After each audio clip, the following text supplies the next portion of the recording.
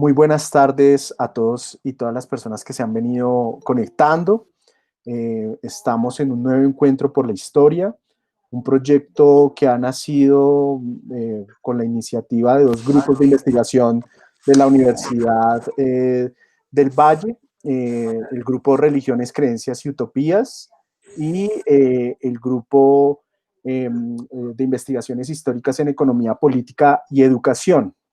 En este marco, digamos, de dificultades mundiales que tenemos con el tema de la pandemia y que ha permitido establecer unas reflexiones en torno a dos líneas generales. La primera línea de carácter historiográfico, que trabajamos los días jueves, y una muy importante a la que hemos querido darle una centralidad, que es el tema de la enseñanza y el aprendizaje de la historia. Un intercambio de ideas con diferentes académicos, investigadores de toda Iberoamérica.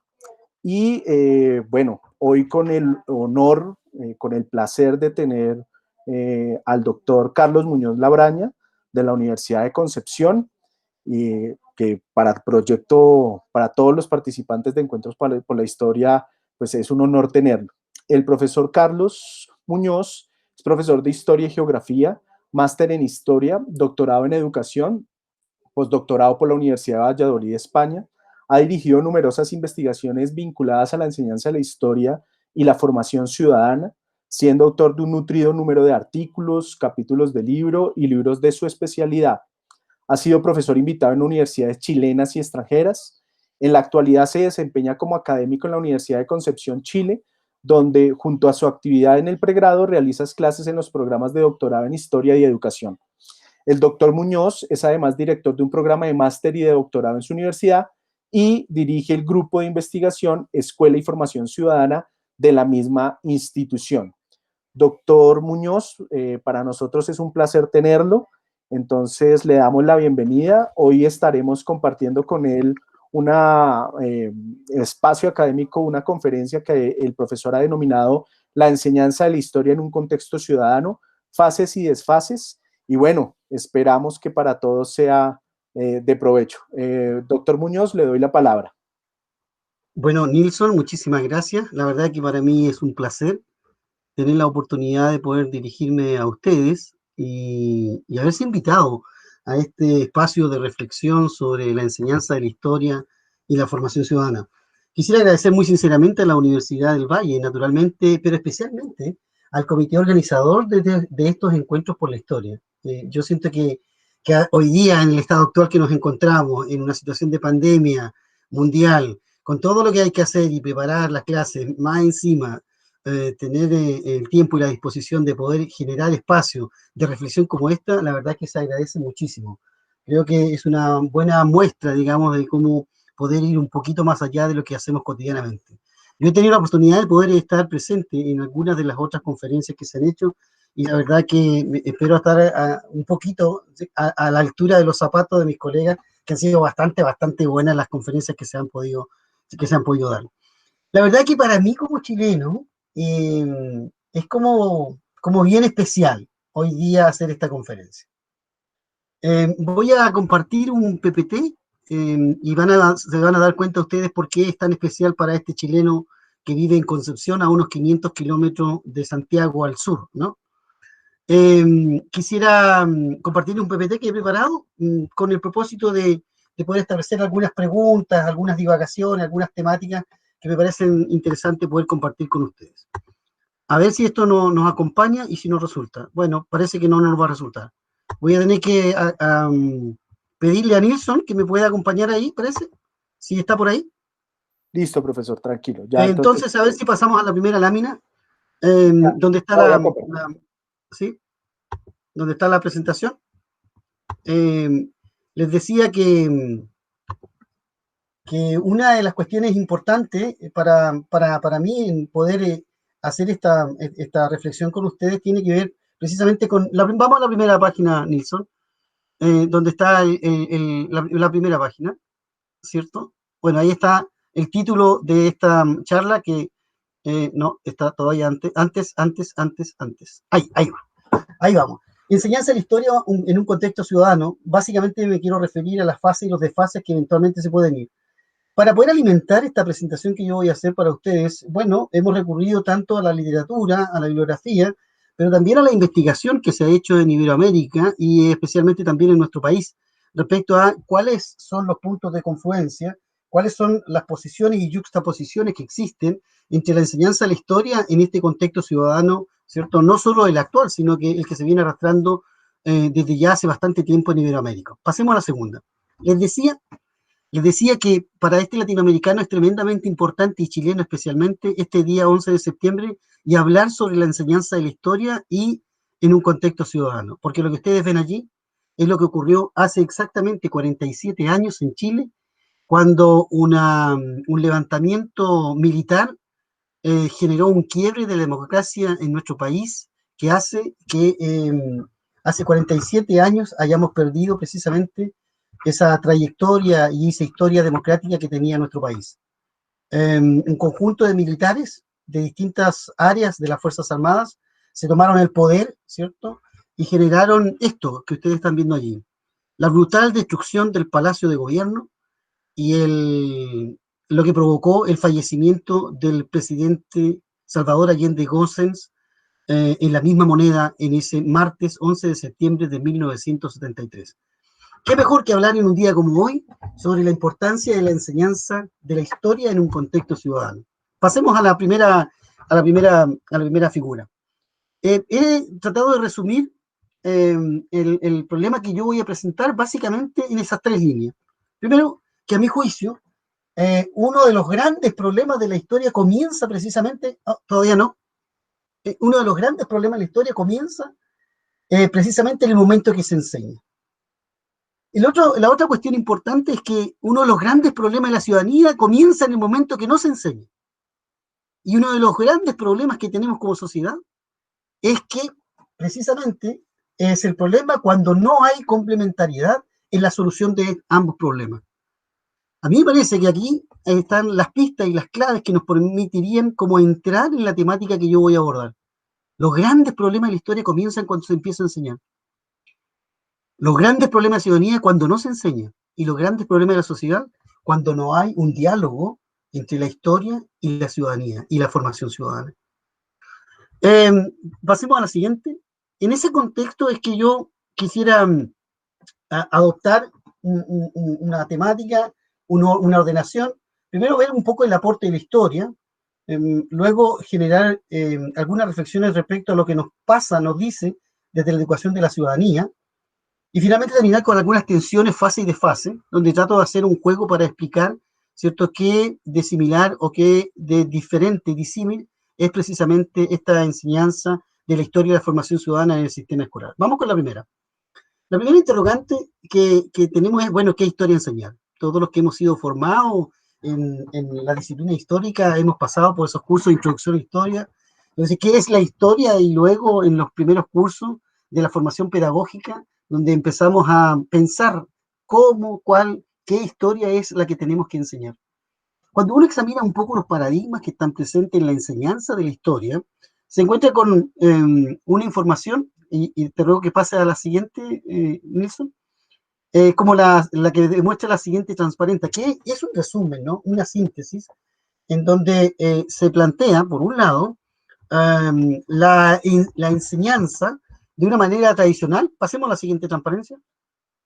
De una manera tradicional, ¿cierto? Una historia tradicional y una historia no tradicional que hemos tratado de pesquisar. Hablamos de la enseñanza de una historia tradicional cuando básicamente nos quedamos en esa llamada historia evenencial, ¿no? Cuando el profesor juega un rol activo, cuando en realidad estamos básicamente entregando solo conocimientos, cuando esos conocimientos son fundamentalmente de carácter declarativos, conceptuales y factuales, cuando hay una modalidad probada, instalada, ¿no?, de pasar materia y luego el cuestionario histórico a este respecto. Yo me permití introducir además otra caracterización de esta enseñanza de la historia tradicional, apuntando y diciendo que en esta historia tradicional las preguntas, las dudas e interrogantes emergen del profesor y de los libros. Nosotros, en la investigación que hemos hecho en esta historia tradicional de enseñanza, es que muchas veces el profesorado es quien pone las preguntas que tiene que resolver el estudiante. O el profesor le dice que conteste las preguntas de la página 48 del texto escolar.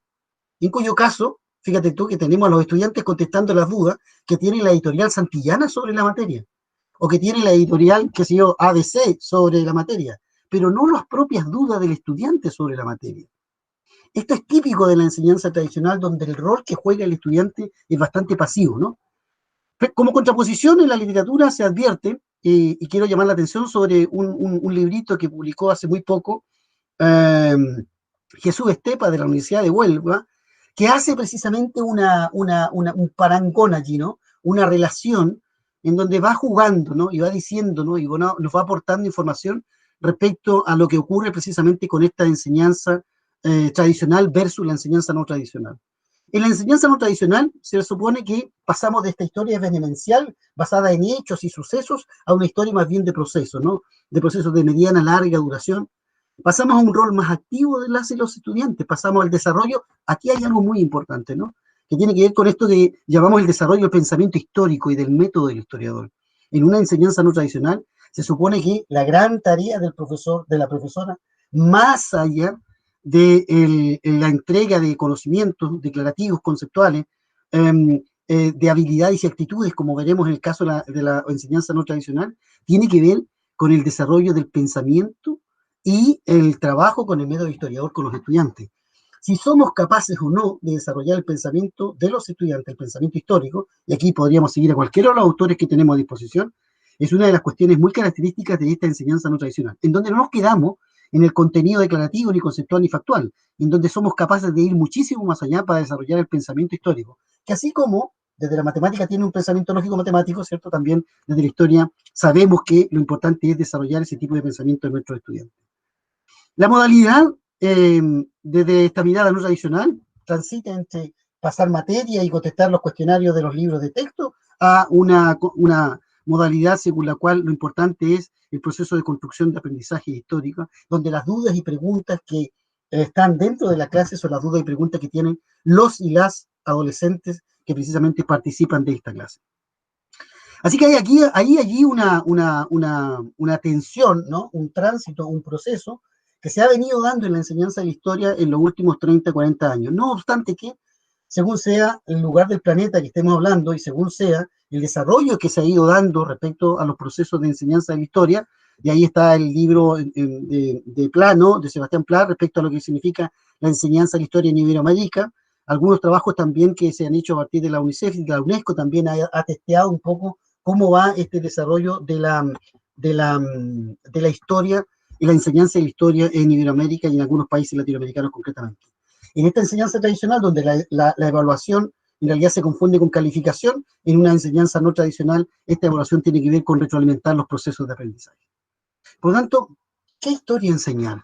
¿De dónde nos nutrimos para enseñar esa historia? ¿Y cuál es la historia que debemos enseñar en un contexto ciudadano? Por allí ya hay algunas pistas desde el punto de vista didáctico. Pasemos a la siguiente transparencia. Quiero compartir esta primera reflexión. Es una reflexión que nos habla un poco de dónde debería estar precisamente focalizada esta enseñanza de la historia. Esa comprensión del pasado para conocer el presente. Pero por sobre todo, y me quedo con la última frase de Pierre Vilar, cuando dice, la historia debe enseñarnos en primer lugar a leer un periódico, a leer el diario vivir, ¿no? Es una reflexión que también hace Vicens Vives en algún momento de su historiografía, en donde nos dice, mira, si lo importante de la historia no solo tiene que ver con esa comprensión del pasado hacia el presente, no tiene que ver solo con dedicarse a definir factores sociales, descubrir interrelaciones, las relaciones de fuerza, etcétera, etcétera, sino que tiene que ver también con cumplir una misión histórica que está relacionada, vinculada fundamentalmente con la capacidad que tengamos, ¿cierto?, para poder ayudar a nuestros estudiantes a que puedan llegar a leer el diario, a leer el periódico, a leer el diario vivir. Pasemos a la siguiente. Vamos a contestar ahora la segunda parte de esta reflexión, que tiene que ver con, bueno, si ya dijimos que historia enseñar, ¿cuál es la historia que debiéramos promover en el sistema escolar? También debiéramos contestar la segunda pregunta, que habla sobre qué educación ciudadana enseñar. Y aquí, fíjense ustedes que tenemos también dos grandes modelos, ¿no? Dos grandes enfoques que me gustaría poder compartirlo con ustedes. También la he titulado como el modelo más tradicional y el modelo no tradicional. En un modelo tradicional donde básicamente la enseñanza de la ciudadanía se entiende desde la perspectiva y la óptica de una educación cívica, y aquí sigo a Kerr, ¿cierto? Y en un modelo no tradicional donde se habla más bien de formación ciudadana. En dos polos, en un continuo que naturalmente va teniendo matices, ¿cierto? Conforme sean las áreas geográficas, los países y el desarrollo de la educación ciudadana, la formación ciudadana o educación cívica, según sea el caso. Y también, naturalmente, que depende de los distintos instrumentos curriculares que podamos tener a disposición. Desde esta visión más tradicional de lo que significa la enseñanza de la ciudadanía, ¿cierto? Destaca esta educación cívica que es muy típica de los países latinoamericanos. Habitualmente cuando se empieza a hablar en los currículos de formación tempranamente, en los primeros años del siglo XX, en la mayoría de los sistemas educativos latinoamericanos, empiezan con esta mirada más bien de la alfabetización política del pueblo, ¿no? Con esta mirada de alfabetización de cuestiones políticas, legales, ¿no? Donde los conceptos como el ciudadano elector, ¿cierto? Y conceptos tan importantes como la representación y la gobernabilidad se toman prácticamente todo el espacio de discusión respecto a lo que es el ciudadano y el espacio de influencia que puede tener eventualmente un ciudadano.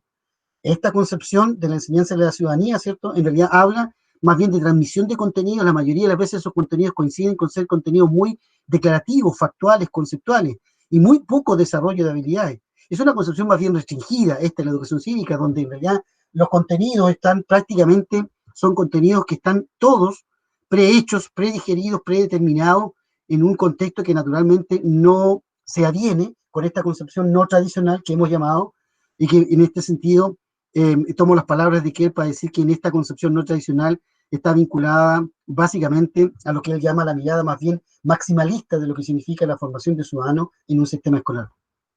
En esta mirada más no tradicional, ¿no? Donde hablamos más que de educación cívica, hablamos de formación ciudadana, bueno, si al profesor que trabaja desde la óptica de la educación cívica le interesaba básicamente la alfabetización política y legal, en realidad al profesor que trabaja desde la óptica de la formación ciudadana lo que interesa es más bien abrir un conjunto de temáticas que no solo tienen que ver con esa alfabetización política, sino que también tiene que ver con las cuestiones económicas, sociales, políticas, culturales, deportivas, lo que usted quiera, ¿no? Porque naturalmente que entendemos que un ciudadano es mucho más que un elector. Y entonces, cuando tenemos esta mirada de la formación ciudadana y de la enseñanza de la ciudadanía, bajo esta mirada no tradicional, maximalista, que se identifica con esta conceptualización de formación ciudadana, naturalmente, y lo que estamos diciendo es que queremos dar un paso más, o yo diría 10 pasos más, de lo que significa la formación de un ciudadano bajo la óptica puramente cívica, y entender que el ciudadano, ¿cierto?, es un sujeto o una sujeta, como también decimos hoy día, ¿cierto?, que lo que interesa es que domine un conjunto de temáticas que le permitan mejor vivir en sociedad. Y ese aprendizaje de vida en común no solo sea desde el punto de vista político, sino que también tenga capacidad para integrar en sus análisis las cuestiones económicas, las cuestiones sociales, las cuestiones políticas. Y que de una vez por todas se dé cuenta que problemas tan importantes y caros, por ejemplo, para Latinoamérica, como la pobreza, no tiene que ver con una cuestión natural, sino que tiene que ver básicamente con una cuestión cultural, tiene que ver con la aplicación de políticas que hacen que la distribución de la riqueza sea de una manera y no de otra, ¿no? Entonces empezamos a problematizar este concepto de ciudadano hoy día en esta mirada no tradicional, donde hablamos más bien de participación y gobernanza. Por eso es que la mayoría de la clase política en Iberoamérica y también de algunas partes, algunos países europeos, ¿no? Países europeos que de repente nos quieren dar clases de cómo relacionarse en la sociedad y se olvidan de que hace 80 años se estaban matando unos con otros. Bueno, ese era un paréntesis al margen, ¿no? Pero en lo concreto, ¿cierto? En lo concreto se potencia mucho más el concepto de participación y gobernanza.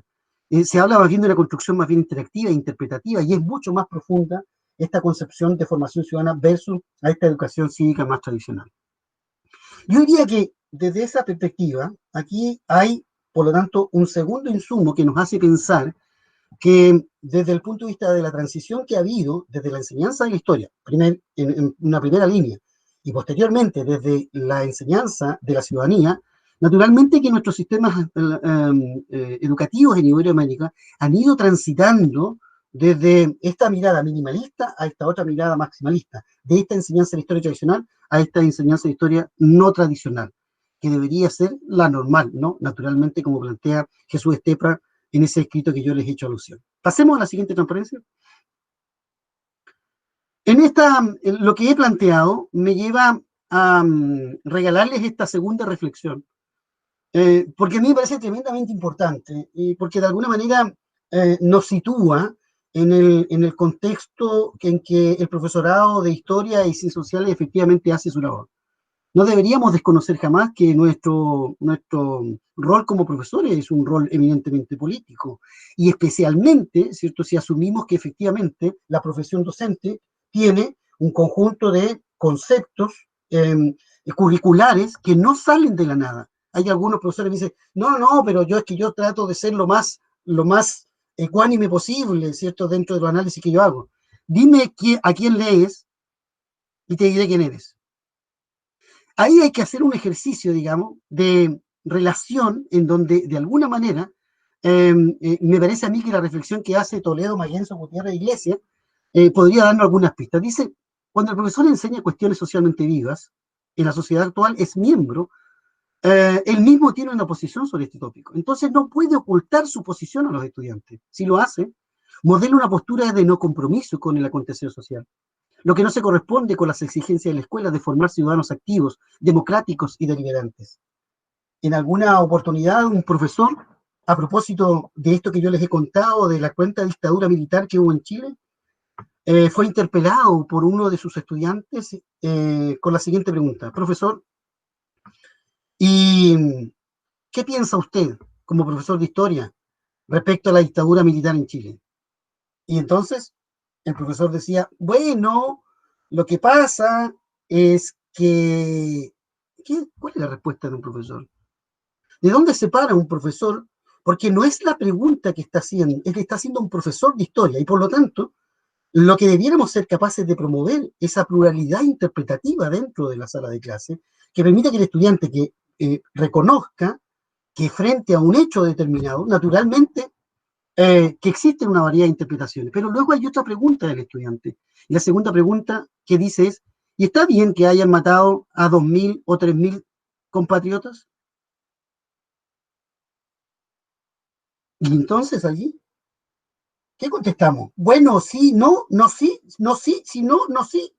Porque como tenemos que conservar esa suerte de, entre paréntesis que habla Marton, ¿no? Porque como tenemos que conservar esa, comilla, objetividad, ¿cierto? Que plantean algunos, nosotros no deberíamos decir nada. ¿Qué se dice a un estudiante que nos interpela directamente respecto a, por ejemplo, al número de muertos que pueden haber en una situación de la más historia reciente que podemos tener?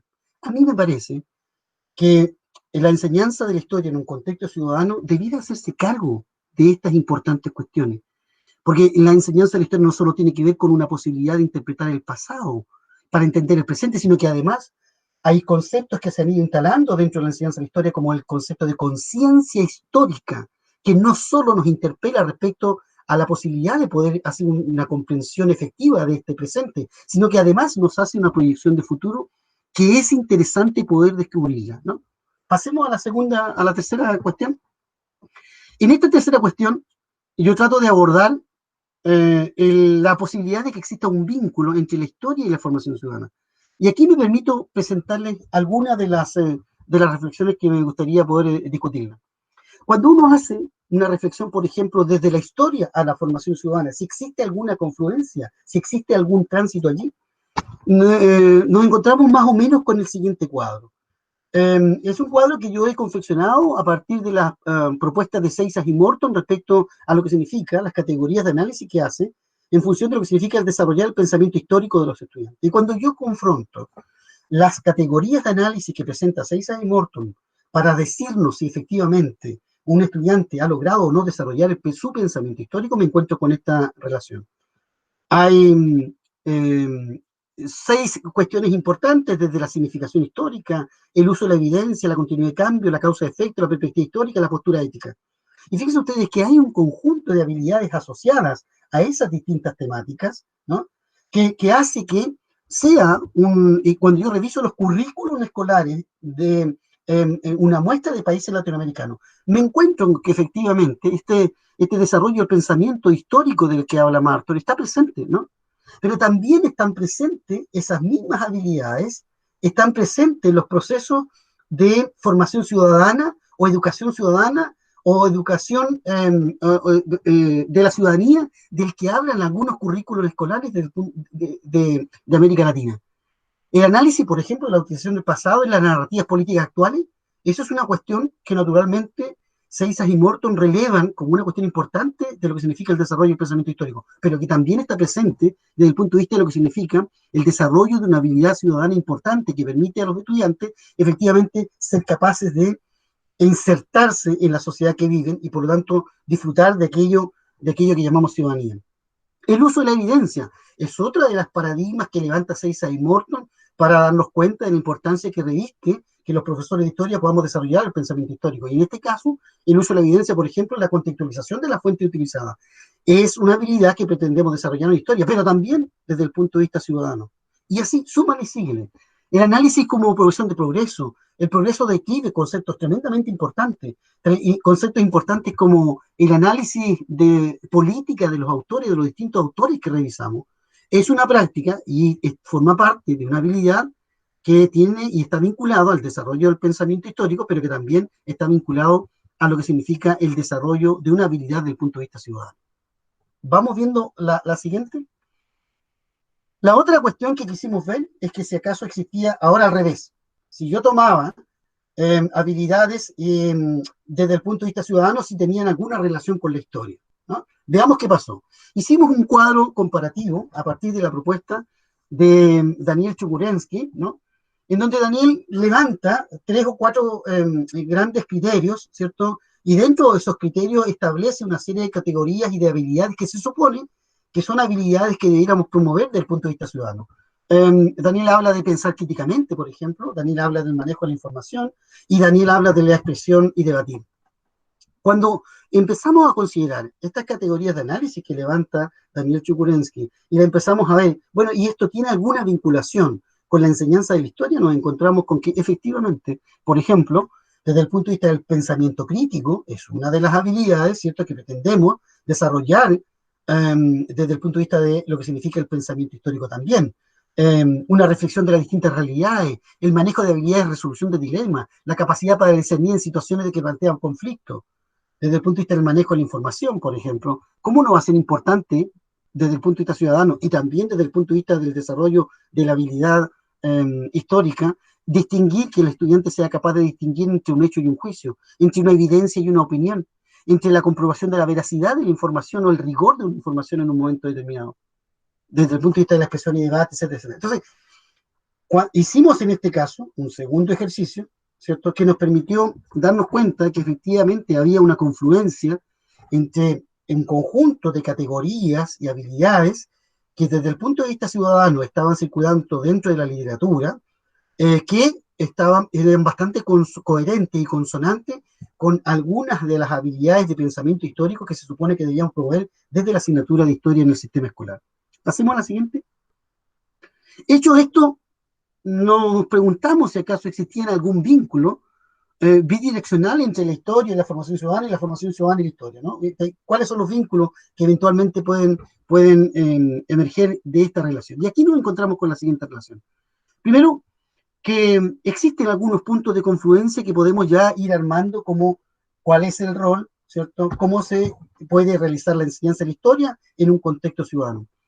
Bueno, pensamos que dentro de esta categoría, la enseñanza de la historia y la formación ciudadana debía buscar, por ejemplo, permanentemente la pluralidad de interpretación. Eso es algo que es innegable, ¿no?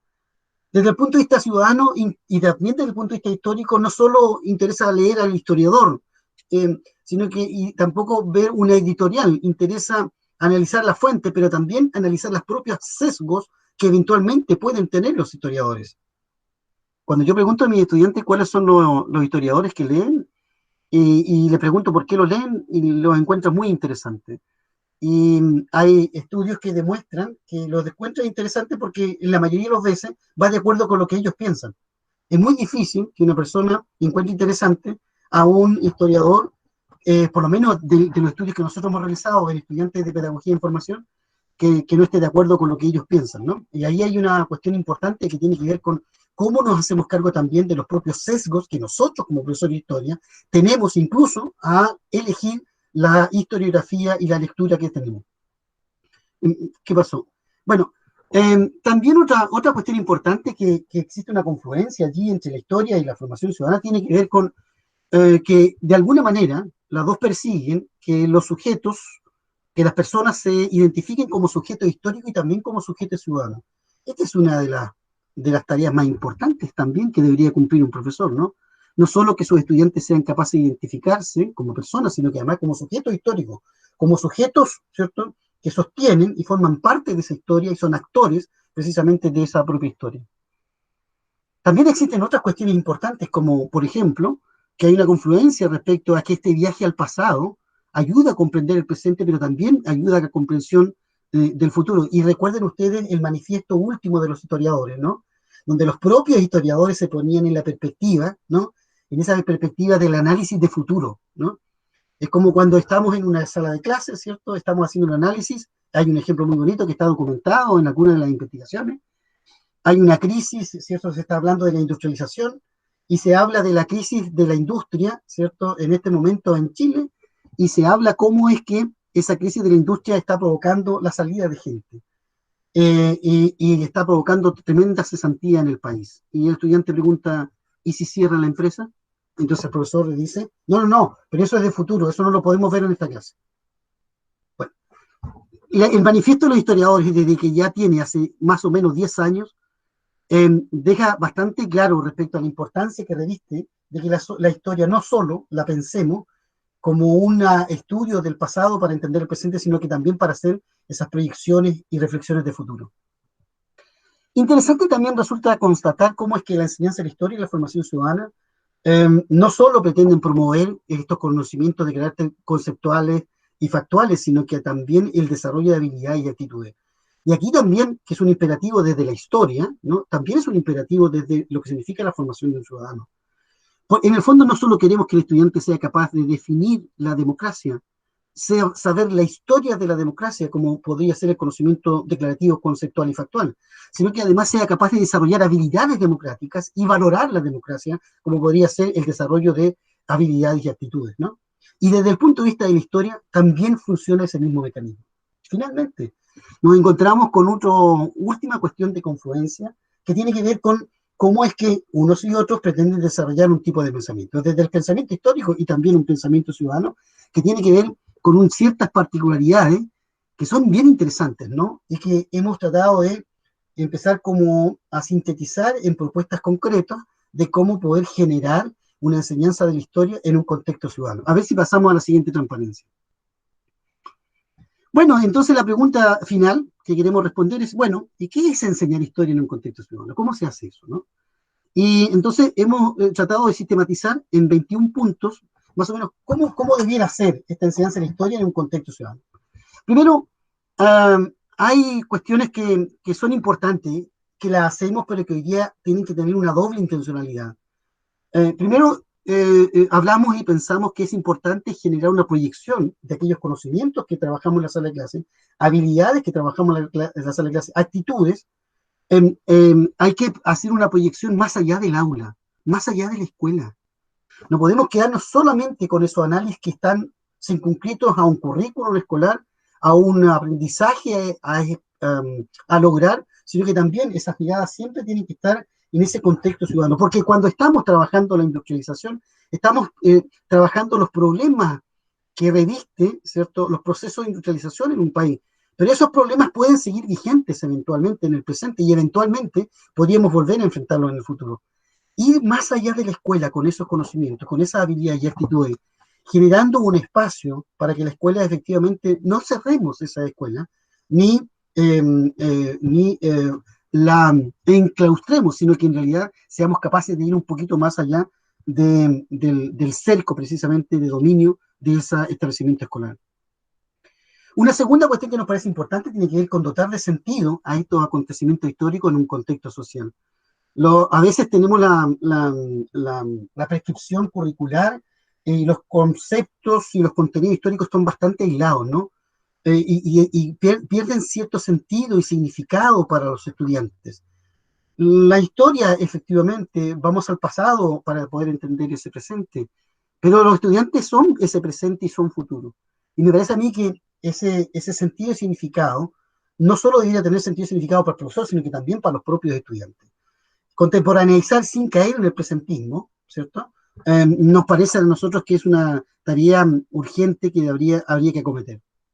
La tercera cuestión es acercar la historia a las vidas de las personas, a su cotidianidad, a sus problemas. Por lo menos en Chile, y recuerden ustedes que de allí se explica el gran impacto de la escuela de los anales, la historia enseñada es la historia política, ¿no? Y de pronto la historia de la cotidianidad, la historia del campesinado, la historia del bajo pueblo, la historia de los obreros, la historia de las lavanderas, como en el caso de Chile, y la historia de los peones, los labradores, los gañanes, es una historia bastante poco contada, o contada en los últimos años. Bueno, la idea es que ciudadanizamos la escuela y generamos una enseñanza de la historia en un contexto ciudadano precisamente cuando vamos precisamente a ese rescate de esas personas. Trabajamos en un contexto ciudadano en la enseñanza de la historia cuando ayudamos a los estudiantes a investigar el pasado, a descifrarlo, buscando la comprensión del presente y generando esa perspectiva de futuro. Y cuando sobre todo somos capaces, como dice el punto 5 allí, de promover esa conciencia histórica, un concepto tremendamente caro, así como el concepto de empatía histórica, ¿no? El concepto de conciencia histórica, esta capacidad que puedan tener los estudiantes y las estudiantes para pensar la historia, pensar el presente, comprender el presente y hacer esa proyección de futuro que es tremendamente importante, ¿no? Hoy día, ¿cierto? No solo en América Latina, sino que también en la enseñanza de la historia en el mundo a partir incluso de las últimas propuestas curriculares que han existido en Europa y especialmente por la Comunidad Europea. El punto 6 nos habla de la enseñanza de la historia en un contexto ciudadano, pensando que debemos abandonar aquellas prácticas según las cuales el conocimiento que se enseña en la escuela es un conocimiento cerrado, es un conocimiento acrítico, acabado, verdadero e inmutable. Debemos partir de la base que ciudadanizamos y empezamos a trabajar la enseñanza de la historia en un contexto ciudadano cuando somos capaces de abrir esos conocimientos históricos en una perspectiva desde la disciplina científica que corresponde, en un conocimiento más bien provisorio, en un conocimiento más bien crítico, en un conocimiento que eventualmente puede cambiar mañana o pasado mañana. Entonces empezamos como a educar a los y las estudiantes en un contexto ciudadano cuando somos capaces de abrir precisamente esa incertidumbre desde el punto de vista del propio conocimiento y generamos las particularidades que tiene ese conocimiento histórico en la propia sala de clase, saliéndonos de ese conocimiento inmutable y acrítico que a veces es bastante más común de lo que nosotros pensamos. Otra cuestión que nos puede ayudar al momento de querer enseñar la historia en un contexto ciudadano tiene que ver con generar ese conocimiento histórico más allá de las fronteras curriculares de la historia, del aula y de la escuela. Nos parece a mí que ese razonamiento histórico tiene que ir necesariamente más allá del currículum, más allá del aula y más allá de la escuela en un contexto social un poco más amplio. Incluso desde el punto de vista, no solo desde el punto de vista geográfico, sino que también desde el punto de vista cultural, ¿no? Abrir esos espacios de debate está precisamente es coherente con una propuesta que pretende enseñar historia en un contexto ciudadano. Hablar del patrimonio histórico nos ayuda precisamente a generar también esa misma propuesta. Hablar de esta diversidad de interpretaciones, de la pluralidad de interpretaciones que debiera reinar, no solo sobre los hechos que llaman nuestros colegas López Facal los hechos controversiales, ¿no? Los hechos desde el punto de vista histórico controversiales, sino que de todos y cada uno de los hechos deberíamos buscar esas diversidad de interpretaciones que nos permita ampliar este horizonte interpretativo para los estudiantes. 10, si me das el 10. Pasemos a la siguiente conjunto de transparencia. Bueno, aquí también hay una propuesta, ¿no? Que ustedes pueden o no compartir conmigo. Incorporar el referente analítico histórico a los derechos humanos.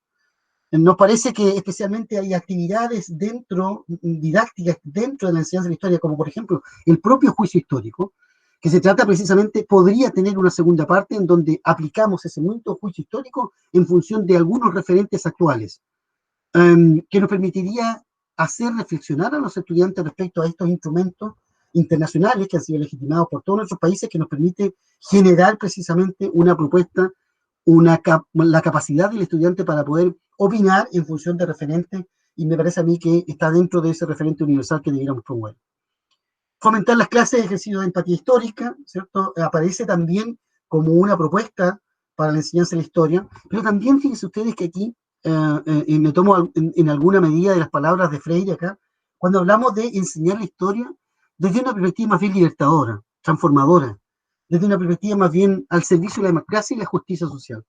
A nosotros nos parece que cuando hablamos, por ejemplo, de las peripecias de la minería del carbón, cuando hablamos de los costos que significa la producción de la agricultura, cuando hablamos de la postergación que son pues, que han sido objeto del campesinado iberoamericano, cuando hablamos de eso en realidad, lo que estamos diciendo es recuperar esa memoria histórica que nos permita generar una conciencia que la historia propiamente tal nos está enseñando que la historia de la humanidad, la historia de nuestra familia, la historia de nuestras sociedades ha sido una historia dura, pero no tiene por qué seguir siendo así de dura. Hoy día existen instrumentos que nos permiten ir mejorando precisamente esa calidad de vida de las personas en nuestra sociedad. La problematización de contenidos históricos y escolares, analizar problemas históricos y actuales, es una cuestión que también va en la mirada del punto de vista ciudadano. Y aquí hay algo bien importante, ¿no? Fíjense ustedes que habitualmente se cae, nosotros hemos revisado textos escolares, hay un interesante proyecto a nivel latinoamericano que está comandado por una universidad española en el cual yo estoy participando, y que estamos analizando textos escolares y cuáles son los actores históricos que relevan esos textos escolares. Y la verdad es que en la mayoría de los casos todavía, aún persistentemente, porfiadamente, hay muchos textos escolares que siguen dando vuelta en esa suerte de personajismo que caemos permanentemente, en esa cosa de los grandes personajes, y nos olvidamos del hombre y mujer constructora de su propia historia. Y también nos olvidamos, bueno, de grupos concretos, ¿no? Y habitualmente la historia desde la perspectiva de género es una cuestión que está bastante olvidada de nuestras clases de historia, y desde el punto de vista curricular, como enfoque curricular, las mujeres no forman parte de las preocupaciones de muchos historiadores en varios países, pero tampoco de los currículos escolares. Vamos a la siguiente y la última transparencia, me parece ya. Bueno, aquí hay algo que me parece interesante, que hablaba Joan Pallés en alguna oportunidad, esta renuncia que se debe hacer a la consideración de la nación o determinada institución como si fueran personas, como si fueran entes vivos, ¿no? Esta cuestión de el fomento de los estudios comparativos, no solo quedarnos con los estudios regionales, los estudios nacionales, ¿no? Que nosotros que nos gusta tanto levantar esas distintas banderitas y distintos colores, ampliar el horizonte y la mirada. Recién había un profesor de la norteamericano que estuvo de visita en Chile y le llamó profundamente la atención en la escasa presencia de la historia latinoamericana en los currículos escolares chilenos. Y preferimos hablar más bien de historia de otros continentes más que hablar de nuestra propia historia. Nos permite también enseñar historia en un contexto ciudadano, cuando de alguna manera nos proponemos acabar con la invisibilidad que son objeto de los currículos de formación y en nuestras clases de historia de grupos tan importantes como las mujeres, como los niños, como las niñas, como las minorías étnicas, las minorías políticas, las minorías sociales, sexuales, culturales, etcétera, etcétera. Allí hay mucho que realizar, porque el análisis que se ha realizado y la investigación que hemos logrado recuperar en estos últimos 5 años, nos hablan que los currículos escolares en Latinoamérica son currículos escolares bastante deficitarios en estas materias. En alguna medida, el currículo escolar va canalizando aquellas preocupaciones y los productos historiográficos que naturalmente que no son de responsabilidad del profesorado, que son más bien responsabilidad de los historiadores de cada país. Pero aquí hay un déficit que es necesario acometer, aquí hay un déficit que es necesario superar, porque la enseñamos historia en un contexto ciudadano cuando precisamente tenemos esa mirada más bien inclusiva, más que excluyente. Y cuando nosotros enseñamos historia desde la mirada excluyente, claro, naturalmente dejamos un conjunto de actores históricos relevantes que debieran estar presentes permanentemente en nuestras discusiones de aula, ¿no?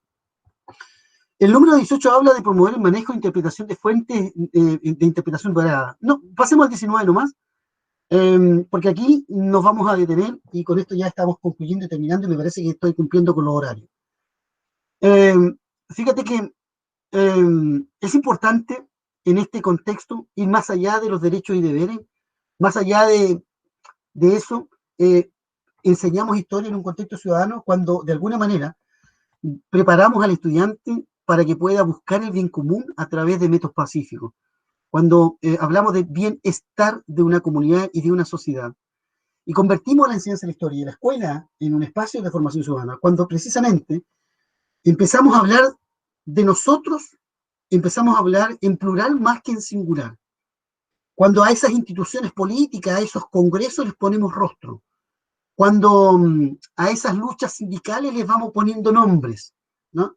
Curiosamente les cuento que hay una anécdota curricular en Chile que es dramática, porque en Chile tenemos grandes sindicalistas, pero habían textos escolares que relevaban, no digo que no sea importante, como gran sindicalista a Lech Walesa, que lo fue, no cabe duda.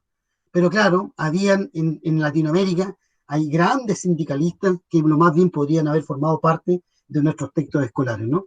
Pero por eso mismo es que cuando enseñamos historia desde el punto de vista ciudadano, lo que queremos también es recuperar esa memoria histórica más cercana que precisamente tienen los estudiantes, que tienen los pueblos, y cuando digo pueblo, no estoy diciendo Estado, estoy diciendo naciones que pueden formar parte de más de un Estado. Ya lo pueden hablar ustedes a partir de lo que significan los pueblos mapuche, bueno, y todo el resto de lo que significan los pueblos originarios de nuestra América Latina.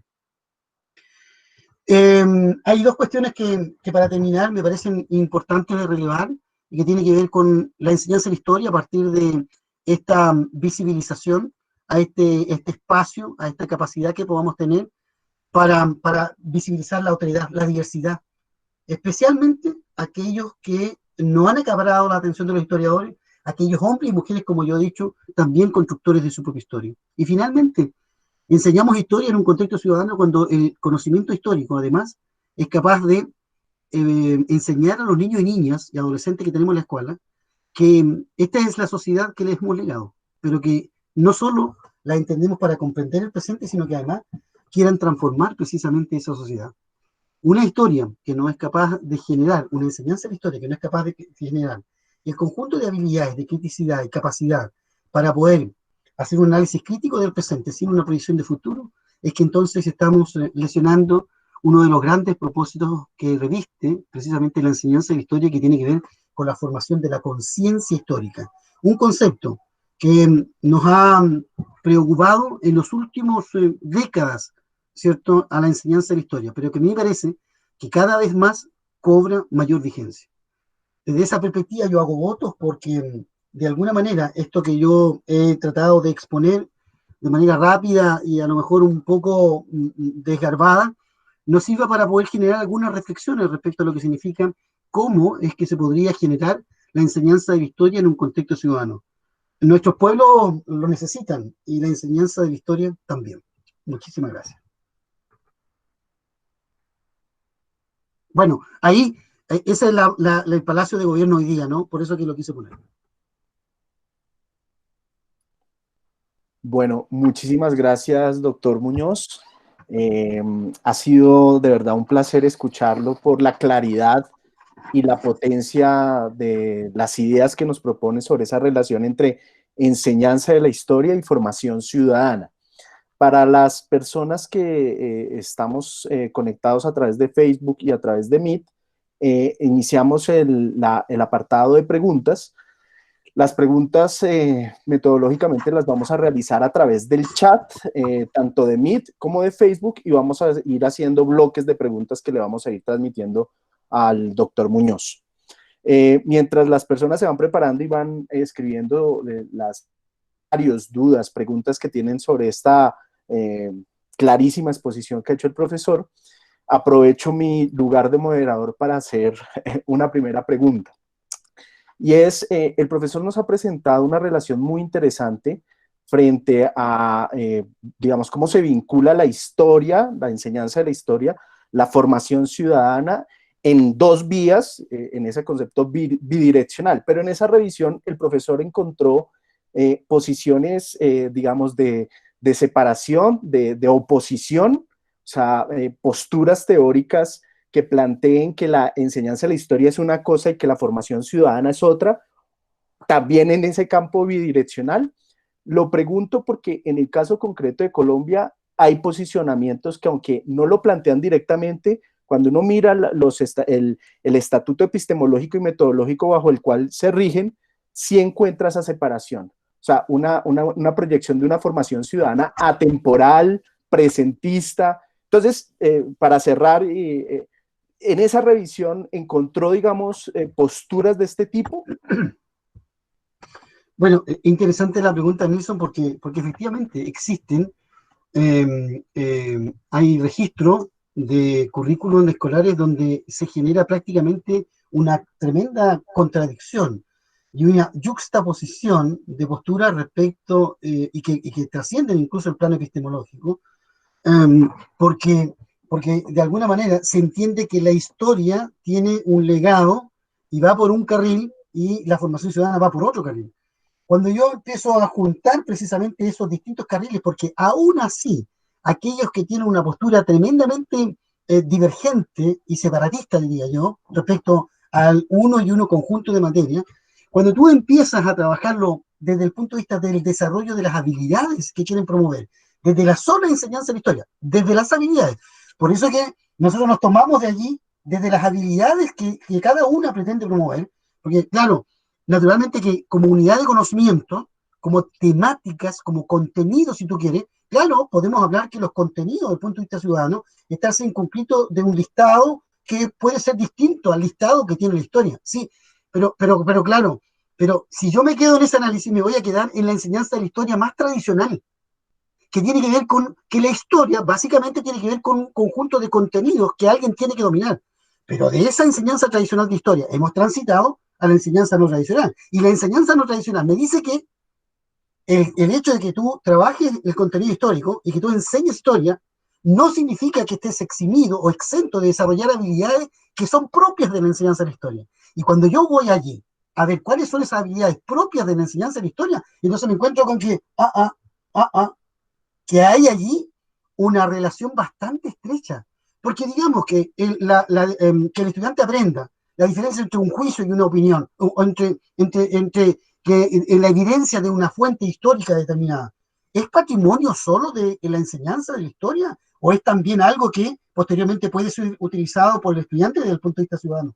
Entonces, es allí donde se presenta esa. Claro, si uno va a los contenidos, pero insisto, si yo me quedo solo en los contenidos, no me diga nada, porque está circunscrito en una enseñanza de la historia tradicional. Tú ves la historia desde el punto de vista solo del contenido. Y claro, desde el punto de vista del contenido, pero esa historia ya, se supone que esa historia ha ido transitando también a una historia donde se supone que no solo estamos explorando y proyectando contenido, sino que además estamos desarrollando habilidades. Porque recuerda tú que incluso hasta los más negacionistas respecto a esta relación, hablan de la existencia, de la necesidad de que nosotros podamos promover y proyectar en el sistema escolar el método del historiador. Bueno, y el método del historiador, ¿qué es lo que es? El desarrollo de habilidades. Y cuando uno se mete dentro de lo que significa el desarrollo del método del historiador, tú te encuentras con básicamente habilidades que no son patrimonio, voy a decirlo así, solo de la enseñanza de la historia, sino que además hoy día esas habilidades también son y forman parte del ideario de lo que significa la construcción de un ciudadano. Perfecto, profesor. Muchísimas gracias. Por Facebook preguntan, eh, ¿cuál es el nivel de presencia de temas controversiales o difíciles, entre paréntesis, dictadura, historia de los mapuches, en la escuela chilena? Bueno, mira, hemos transitado desde la dictadura hasta hoy día, desde un negacionismo más absoluto, ¿cierto? Tanto de la dictadura como de la existencia incluso del pueblo mapuche, fíjate tú lo que te estoy diciendo, hasta tener una mirada un poquito más amplia, ¿no? Hemos pasado por el debate incluso de que si lo que ocurrió el 11 de septiembre del 73 fue un golpe militar o un pronunciamiento militar. ¿Me entiendes? Es decir, ahí hay una sutileza, ¿no? Pero en esa sutileza se esconde todo un paradigma detrás, porque no, para algunos es un pronunciamiento militar, para otros es una dictadura militar. Bueno, entonces hemos transitado por todas esas discusiones y hoy día en los textos escolares se habla de que es como se habla en torno a que el 11 de septiembre del 73 se quebró la democracia. Y para algunos eso es un pronunciamiento militar y para otros una dictadura militar. pero por lo menos somos capaces de presentar las distintas posturas e interpretaciones. Porque toda la gente que se educó en los tiempos de la dictadura, eh, en realidad eso incluso ni siquiera era dictadura militar, ni siquiera era un procesamiento militar, era ¿cómo se llama? La gesta heroica de los militares chilenos eh, al recibir ¿cómo se llama? La gesta heroica de los militares chilenos por hacerse cargo del gobierno que estaba en manos de un presidente socialista, ¿no? O sea, y hemos transitado sobre eso. Y desde el punto de vista de los mapuches, fíjate tú que, claro, nosotros hemos pasado haciendo clases hasta yo diría que los 40 últimos años ya esto ha ido cambiando de la presencia de los mapuches. Nosotros cuando hablábamos, por ejemplo, de lo que había ocurrido en 1598, ocurrió algo en Curalaba. Y todos los textos escolares y todo el currículo escolar hablaba de que había ocurrido el año 1598 y se conocía y habían títulos de cuadernos, de textos escolares que hablaban del desastre de Curalaba. Entonces todo el mundo, yo me crié pensando que en 1598 había habido un desastre y se hablaba historiográficamente y curricularmente y en los textos escolares se hablaba del desastre de Curalaba en 1598. Bueno, alguien de repente preguntó, ¿qué fue el desastre de Curalaba? Fue un tremendo primer levantamiento mapuche que despobló todas las ciudades y fuertes situadas al sur del Biobío. Lo que significa que en ese gran levantamiento mapuche se replegó a las fuerzas españolas hacia el norte del Biobío. Eso, para la historiografía más tradicional, es un desastre, po. Pero para la historiografía mapuche, entonces se empezó a hablar también de que en 1598 había habido una batalla que para algunos, la tradición historiográfica española y para el currículum imbuido por ese paradigma era un desastre, pero que para otros era una victoria. Esas pequeñas cosas, fíjate tú, han sido discusiones que se han dado en el currículum escolar chileno y también en la historiografía chilena en los últimos 40, 50 años. Y por lo tanto, de alguna manera, tenemos todavía muchísimo que avanzar. Hoy día mismo, en este momento, hay un tremendo problema, ¿cierto? Con el pueblo mapuche, porque, bueno, no sé cómo habrá sido la experiencia, no la conozco en detalle, pero olfateo que fue similar, olfateo así, como, porque lo que ocurrió con nuestros pueblos originarios, nuestros, con el pueblo mapuche, es que después de ser dueños de todo, no eran dueños de nada, ¿no? Y avanzaron allí, ¿cierto? Para hacerse cargo de tierras indígenas, el concepto de vida, la cosmovisión, porque estos pueblos originarios, a diferencia de nosotros, tienen una cosmovisión, ¿no? Tienen cosmovisión, nosotros no sé si tenemos cosmovisión o no, pero en estos pueblos originarios hay una cosmovisión que es distinta, ¿cierto? A esta mirada, ¿cierto? Occidental, precapitalista, capitalista, neoliberal, súper neoliberal hoy día. Y por lo tanto, entonces tenemos hoy día un tremendo conflicto en la Araucanía. ¿Producto de qué? Producto de que el Estado de Chile no se ha ido haciendo cargo. Hay una tesis doctoral que se está hoy día haciendo y que yo estoy codirigiendo para analizar cuál ha sido la forma en que se ha tratado en Chile la llamada, fíjate tú, mira el nombre, la llamada pacificación de la Araucanía, que no fue otra que el sometimiento de los mapuches en manos de los españoles. Y, y en manos de la República, se supone, ¿no? Y eso está demostrando allí que en realidad todavía tenemos muchos puntos dentro de la historiografía y del currículum escolar por avanzar respecto a lo que significa la reivindicación primero de la cultura, ¿no? Del conocimiento de estos pueblos ancestrales, ¿no? Han habido algunas cositas que a mi juicio podrían indicarnos que hay un camino que podríamos entender mucho mejor. Pero todavía el Estado de Chile no resuelve una cuestión que es fundamental, a mi juicio, ¿no? Que tiene que ver con que se supone que nosotros siempre reclamamos que en Chile es un Estado y una nación, y parece que no es así, pues. Parece que es un Estado y varias naciones, pero ese reconocimiento, bueno, aviso, ese reconocimiento podría ser consolidado en octubre, porque vamos a ir a un plebiscito a ver si podemos cambiar la constitución o no, porque tampoco tienen los pueblos aborígenes un reconocimiento constitucional, por ejemplo. ¿Entiendes? Entonces, tenemos tremendos problemas para poder incorporar efectivamente a los pueblos aborígenes a nuestra cotidianidad. En Chile, con esto termino, porque podemos estar hablando un poquito más. En Chile, con esto termino, en Chile, de los pobres son los pueblos originarios. Y eso no es casualidad. Y por lo tanto, si tenemos que hacer mucho, claro que tenemos que hacer mucho. Todavía hay muchísimo que avanzar. Y esto, desgraciadamente, intuyo que no solo es una realidad en Chile, sino que también en otras latitudes, ¿cierto? Que, que me parece a mí que hay que avanzar. Y esas son las discusiones, esos son los grandes problemas de la enseñanza de la historia en Iberoamérica. Esos son los grandes problemas que deberían ser objeto, los proyectos que realizamos en las escuelas. Entonces, quien me ha hecho la consulta toca dos elementos importantes, porque les recuerdo a mis compatriotas latinoamericanos que a propósito de la dictadura militar, para no ser tan, para no ser, para ser más inclusivo, que acuérdense de lo que pasó en Colombia el año 53 con Rojas Pinilla, acuérdense de lo que pasó en Paraguay el año 54 con Stroessner, acuérdense de lo que pasó en Brasil el año 64 con Batista, en Perú con Velasco el año 68, con Banzer en Bolivia el año 71, con Rodríguez Lara en Ecuador el 72, con Bordavori en Uruguay el 73. Bueno, y tenemos una larga lista de dictadores. Y vayan a ver ustedes si acaso en los currículos escolares de formación de Iberoamérica el tema de la dictadura como tal, o el tema incluso, que es tremendo, que son las consecuencias de la dictadura. En Chile, por ejemplo, tenemos dos informes, informe Rettig, informe Vale, que cuentan las atrocidades más grandes que cometieron los militares en Chile contra compatriotas. Es muy poco conocido. Ni siquiera se menciona en los textos escolares, ni menos en el currículum escolar. Bueno, Perfecto. Voy a transmitirle dos preguntas, o seguimos con el mismo esquema si prefiere. como quieras, como quieras. Yo creo que entonces como sigamos el mismo esquema de pregunta y respuesta para que no sea más concreto el ejercicio. ¿Existe en la formación inicial docente en Chile, me imagino, espacios concretos que permitan entender la relación entre historia y formación ciudadana? Ya. Mira, quiero decirles que en el caso chileno, la instalación misma de lo que significa la formación de ciudadanos, nos encontramos con este tema de la formación ciudadana no solo por los resultados del Estudio Internacional de Educación Cívica, que nos dejó a toda Iberoamérica en el suelo, ¿no? Eso nosotros lo conocemos.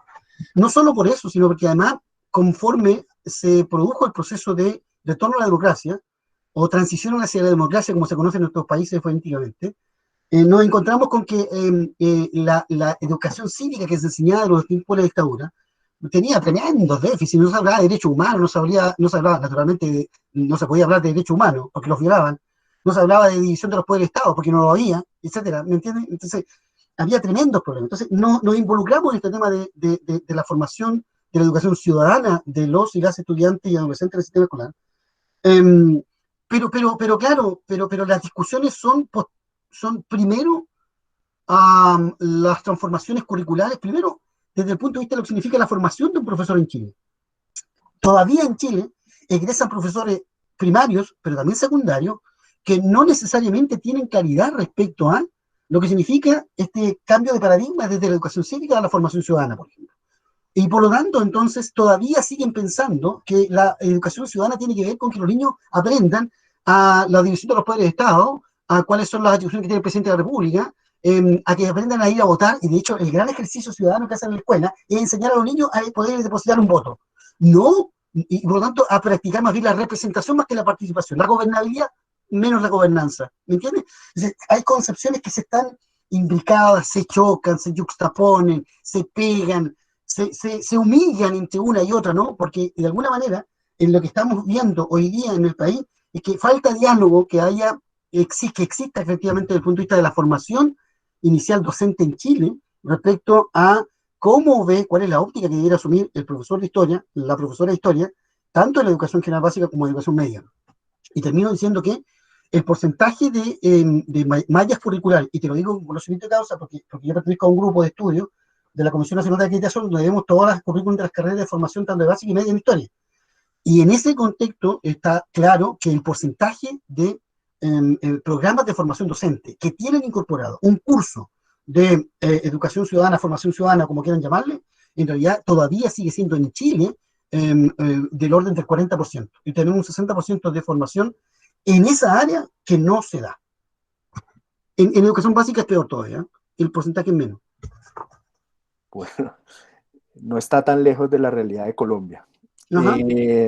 Judith López pregunta, ¿considera que la historia social llevada al aula del nivel de educación básica, primaria y secundaria fortalece la formación del ciudadano?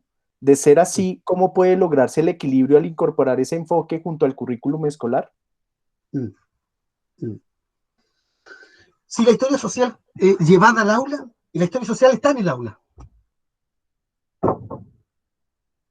Eh, La pregunta es, ¿considera que la historia social llevada al aula sí, del perfecto. nivel de educación Sí, sí. básica? Lo que quiero decir es que esa expresión de la historia social llevada al aula, yo quiero decirle también que la historia social ya está en el aula. Está en el aula visibilizada allí. Está hecha realidad, está viva. La historia social está allí, en esos niños y niñas y adolescentes que tenemos en la escuela, sentados o parados en línea, en fila, en circunferencia, están allí. Y por lo tanto, a mí me parece que esa llevada al aula de la historia social, con eso le estoy diciendo que estoy legitimando precisamente que la historia social precisamente es un enfoque que nos ayuda muchísimo a poder entender mejor lo que somos, lo que hemos sido, lo que eventualmente podemos ser. Fíjate tú que de pronto la enseñanza y la promoción de la ciudadanía en la escuela, de la formación ciudadana en la escuela, pasa por cosas que son bastante más sencillas de las que uno cree. Todo el constructo que hay en torno a la historia social hace reivindicar las personas, el hombre o mujer constructora de su propia historia. Esta historia social nos habla de personas muchas veces que no han sido objeto de la historiografía, de estudio historiográfico. Esto nos habla de un enfoque respecto a lo que significan las relaciones sociales al interior de una sociedad y cómo estas relaciones sociales van permeándose, van imbricándose, van juxtaponiéndose, van de alguna manera construyéndose y tejiendo toda una medida que va a impactar necesariamente la vida de los y las personas. En esta historia social, naturalmente que si nosotros llevamos esa historia social al aula, quiero decirle que estamos llevando nuestra propia historia a esa aula.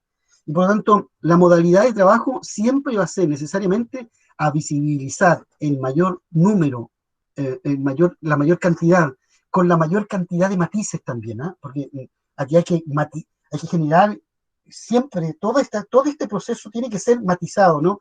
De poder generar al interior del aula proyectos que precisamente nos ayuden, la metodología de proyecto, el trabajo con ejercicios de empatía histórica, por ejemplo. Hay un ejercicio de empatía histórica que es maravilloso, de historia social, que nosotros hicimos con una colega de la Universidad de Valladolid, con dos colegas de la Universidad de Valladolid, llevamos, que hicimos, hay una película sobre el estado, por ejemplo, de la extracción de carbón mineral en el sur de Concepción, en donde está situada, hay una film que toma, una película que toma eso, hay una novela que habla sobre eso, y empezamos a trabajar la historia social precisamente de ese pueblo a partir de esa experiencia de empatía histórica.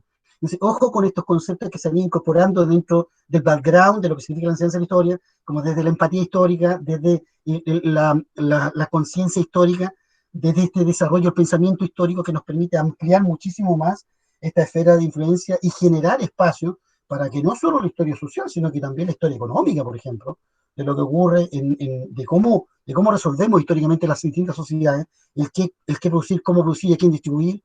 Esas son preguntas que, bueno, que son preguntas que debiéramos hacernos todos los días. Y ojo, porque el último dato, me he quedado sorprendido, porque los ingenieros comerciales que se forman en Chile, la única forma de ver y entender la economía es bajo la economía del prisma capitalista. Ellos no saben cómo se puede resolver el problema económico bajo otra orientación, bajo otra perspectiva. Pero no somos los únicos, y eso es lo peor. Eso es lo peor. Sí, sí. Bueno, vamos a establecer las últimas dos preguntas. Por Facebook preguntan, ¿qué factores explican la relativa fuerza que tienen ciertos sectores que promueven la eliminación o reducción de la historia entendida como asignatura escolar en Iberoamérica? Mm, mm, mm. Mira, lo voy a explicar a partir de una experiencia que hemos estado viviendo en Chile a propósito de este paradigma minimalista, maximalista, educación cívica versus formación ciudadana, ¿no? Ahí hay una dinámica que es interesante. ¿Por qué? Porque fíjense ustedes que hemos tenido bastante resistencia para que la clase política en Chile, una parte de la clase política, entienda este tránsito y este proceso minimalista, maximalista, desde esta transición, desde este elector a este actor social. Y claro, porque cuando tú empiezas a revisar el paradigma que sustenta esta educación cívica está en la representación y no en la participación, está en la gobernabilidad y no en la gobernanza. Y en el caso de la historia, nos pasa que de pronto quieren sacar la historia. En Chile, ojo, porque en Chile esto ya ocurrió. En Chile, nosotros tenemos un sistema escolar 8-4, es decir, 8 años de educación básica y 4 años de educación media. En este 8-4, nosotros teníamos la presencia de una asignatura que se llama Historia y Geografía Sociales de primero a cuarto año medio. Primero octavo básico, primero medio a cuarto año medio. Y lo que ha ocurrido en este último tiempo es que se implementó una de las últimas reconstrucciones curriculares que se hizo, que empezó a funcionar precisamente en este año, con todo su potencial, es que en tercero y cuarto medio la enseñanza de historia dejó de ser obligatoria y pasó a ser electiva. Entonces los estudiantes deciden si acaso quieren aprender historia o no. Pero cuidado con esto, porque esto ya se olfatea que es una tendencia que se está de alguna manera consolidando en el resto de Iberoamericano. Ahora, son intereses, ¿no? Cuando se construye currículo en matemáticas, las discusiones, fíjense ustedes, que son si acaso 3 más 2 son 5, 5 o 2 más 3 son 5. ¿Cómo se va a poner eso en el libro? Cuando se construye el currículum de historia, las discusiones son morrocotudas. Porque claro, el que yo llame dictador o no dictador, el que yo llame libertador o no libertador, el que yo plantee un proceso histórico y deje afuera a otro, o que yo lea a un historiador y no a otro, o que yo recomiende alguna literatura y no otra, el que yo lea un diario o no otro, es problemático. Siempre presenta y siempre va a haber intereses. Entonces la derecha en Chile, por ejemplo, que tiene un tremendo periódico, El Mercurio de Santiago, ¿no? Que nació en Valparaíso, que viene de Santiago. Entonces, claro, entonces fíjate que se da en nuestro país, por ejemplo, que hay algunos profesores que utilizan para hacer sus clases El Mercurio. Hay otros profesores que utilizan los medios digitales alternativos, etcétera. Entonces, hay intereses, y eso nosotros tenemos que sacarnos la venda, porque de repente uno conversa con los profes y dice, oye, si la cuestión docente también tiene un atisbo político importante, cuidado. No, es que el currículo escolar primero no es neutro. El currículo escolar no es neutro. El currículum escolar está en la construcción del propio currículum escolar, tiene estas tensiones, ¿cómo se llama? Estas divergencias, y por lo tanto deberíamos partir de la base que ya no es un currículo escolar que sea neutro, un currículo escolar que tiene unos objetivos, que tiene una perspectiva, que tiene unos principios, que tiene un conjunto de vías por donde quiere salir. Y por lo tanto, existen tensiones y procesos. En nuestro país se habla, por ejemplo, de la existencia no solo de los poderes formales, ¿no? De que van a influir en una determinada concepción del currículo escolar, de las orientaciones que tiene este currículo escolar, sino que también hay poderes fácticos, que también en el resto de América existen, ¿no? Y entonces, algunos poderes fácticos medios alicaídos, ¿no? Pero otros poderes fácticos que de pronto se levantan, ¿no? Históricamente en América Latina, el poder fáctico de la Iglesia, ¿quién podría dudarlo, no?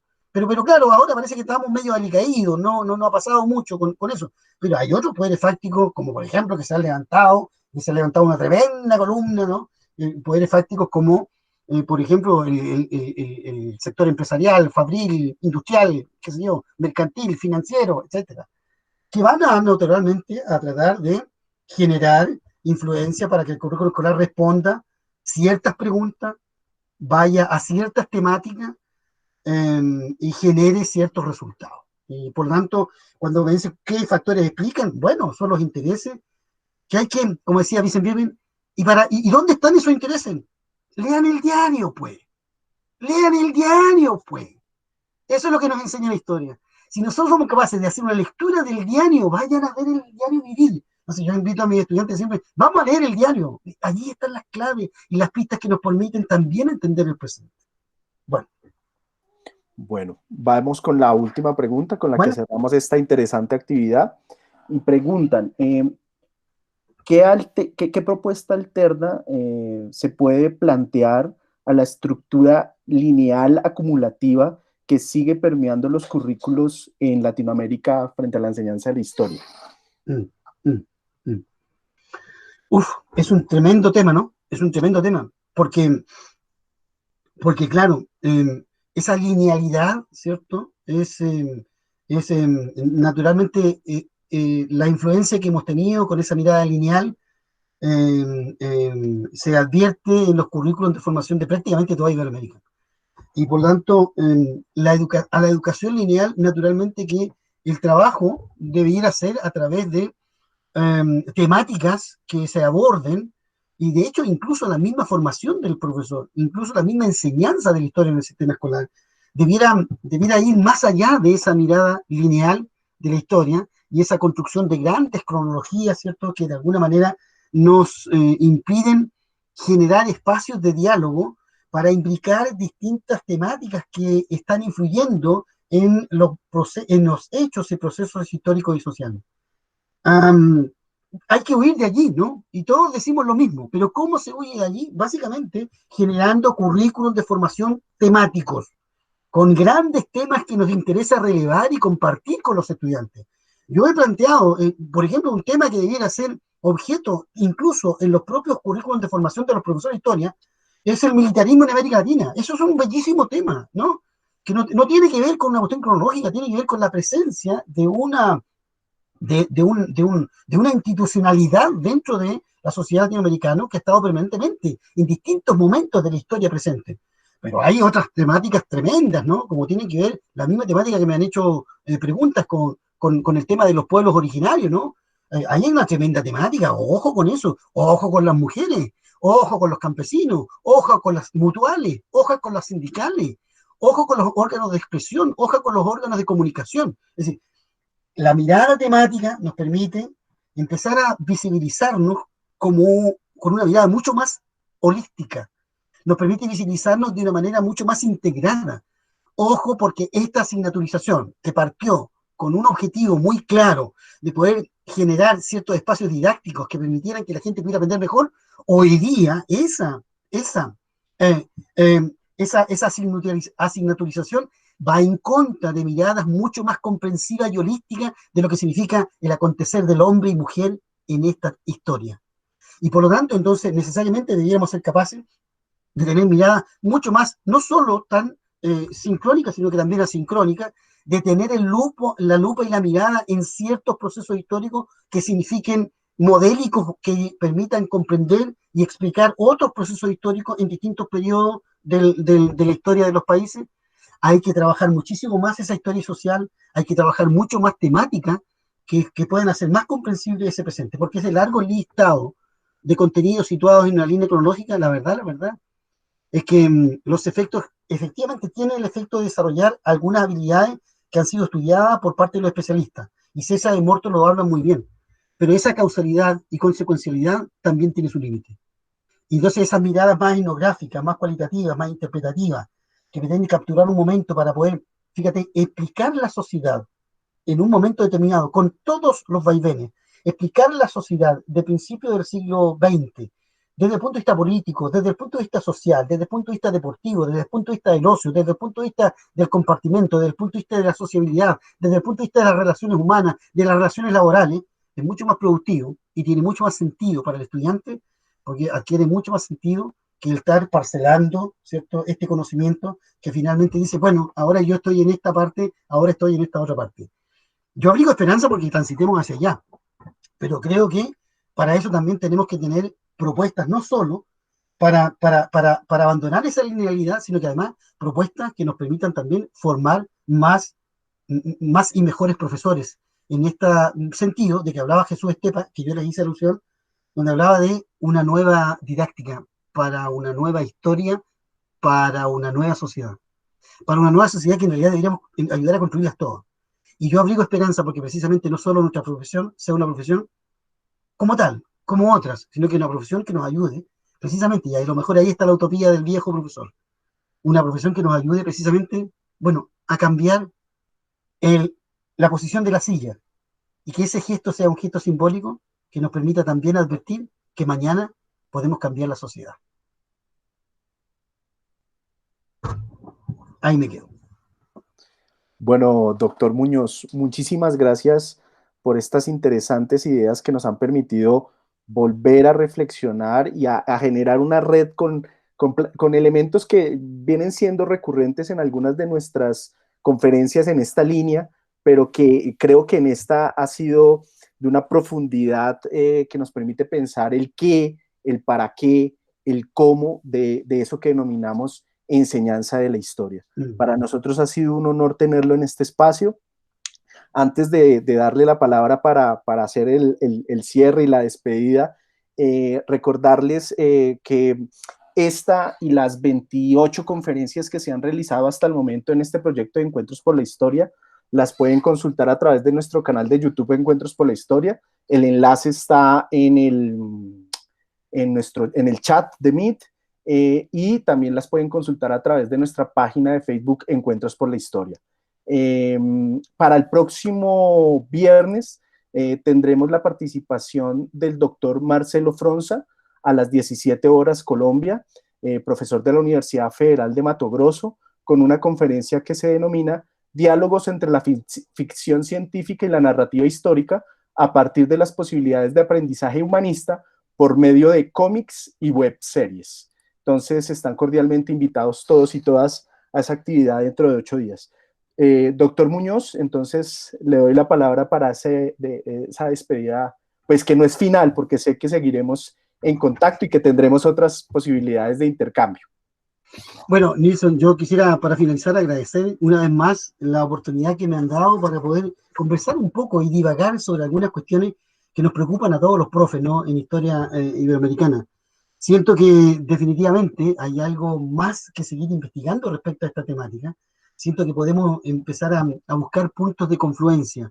Siento que de alguna manera en la hora actual nos exige que los profes estemos en esto permanentemente. Y yo agradezco a la universidad, agradezco a mis colegas que se están dando el tremendo trabajo de reunirnos y congregarnos cada jueves o viernes, ¿no? Para poder hacer estos encuentros por la historia.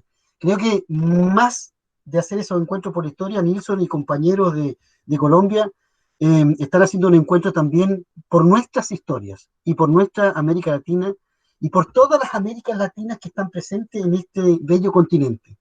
Yo abrigo esperanza porque esta relación se siga dando y yo quiero plantearles que voy a, voy a hacerle publicidad también entre mis estudiantes para que también nos podamos ir conectando, ¿no? Con nuestros colegas. Tengo clases una vez a la semana, entonces vamos a ver allí cómo es que ellos también se pueden incorporar ojalá a esta red de, bueno, de soñadores, de gente con una utopía, ¿no? Esa utopía de hacer el bien, esa utopía de poder reunirnos y congregarnos los profes de historia para construir una sociedad mejor. Y yo estoy convencido que esa construcción de sociedad mejor la vamos a lograr en la medida que estamos más juntos y no que estamos más separados y unidos. Siento que desde el punto de vista profesional tenemos todo para hacerlo. Y desde el punto de vista personal, me parece a mí que contamos con gente como ustedes que están preocupados de todos nosotros. Así que nada, solo agradecerle a la gente, a vuestros colegas, el tremendo desafío que han asumido y bueno, eventualmente podemos tener después una posta con otros países. Pero ustedes, quiero decirles que reconocemos en ustedes, ¿cierto? Quienes han hecho mella y nos han despertado esa curiosidad por poder reunirnos. Así que felicitaciones para ustedes, un gran abrazo, espero que nos sigamos cuidando y que, bueno, que esta pandemia, que ha traído tantas cosas malas, fíjate que ha traído esta cosa buena de poder conocerlos y poder saber lo que están haciendo allá en Cali, Colombia. Así que un abrazo fraterno y un gran beso para todos, espero que estén muy bien y, bueno, arriba, los combates por la historia y vamos a encontrarnos por la historia nuevamente. Bueno, muchísimas gracias y entonces un saludo fraterno desde Colombia a todas las personas que se han conectado de Argentina, de Chile, de Perú y de Colombia. Okay. Muchísimas gracias y nos vemos dentro de 8 días. Ok, Profe, nos vemos.